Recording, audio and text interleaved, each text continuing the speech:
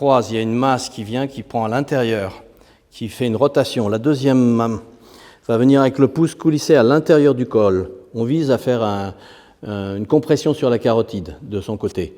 La partie interne entre le pouce et le poignet va venir faire une compression au niveau de la trachée, de la respiration, et la dernière partie ici va faire une compression sur l'autre carotide. L'idée, c'est respiratoire et circulatoire. Si on n'a pas une pression suffisante sur l'épaule, il peut utiliser sa deuxième main pour crever un œil, pour se libérer, pour gêner. Voilà, Donc l'idée, c'est d'avoir à la fois ce mouvement de rotation, plus ce mouvement-là. Et en fait, c'est le coude, on est en bec de cygne, c'est le coude qui va peser dans le dos pour invalider la liberté de l'autre épaule. La fin de ça, normalement, c'est quelque chose qui descend au sol et qui bloque. Et on a deux versions. Soit c'est le genou extérieur qui reste, donc c'était petite différence entre Maître Sugano et Maître Tamura, même si Maître Sugano reconnaissait qu'il était l'élève de Maître Tamura avant tout.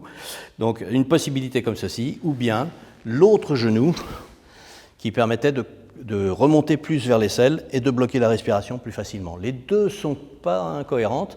La difficulté, c'est de garder sa stabilité. Soit on a tendance à être en déséquilibre arrière quand on est comme ça, soit on a moins de pression au niveau de la circulation si on est comme ceci. Les deux se complétant. Donc il faut pratiquer les deux.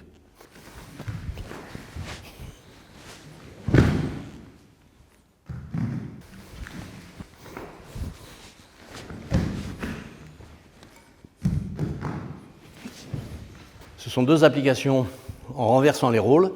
Donc là, apprendre à étrangler, bloquer un bras, étrangler quelqu'un, ça sert aussi quand on est attaqué avec le tanto.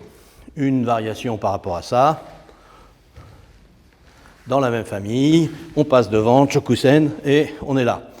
Et là, le placement des jambes, en effet, est beaucoup plus perceptible, voilà, puisque l'idée, c'est de lui laisser le bassin en hauteur. D'une certaine manière, ça, c'est plus sécurisé. Mais les deux sont faisables. Donc, pardon. Ici, on peut casser la nuque. Donc les deux sont envisageables. Ce sont deux points de vue combatifs.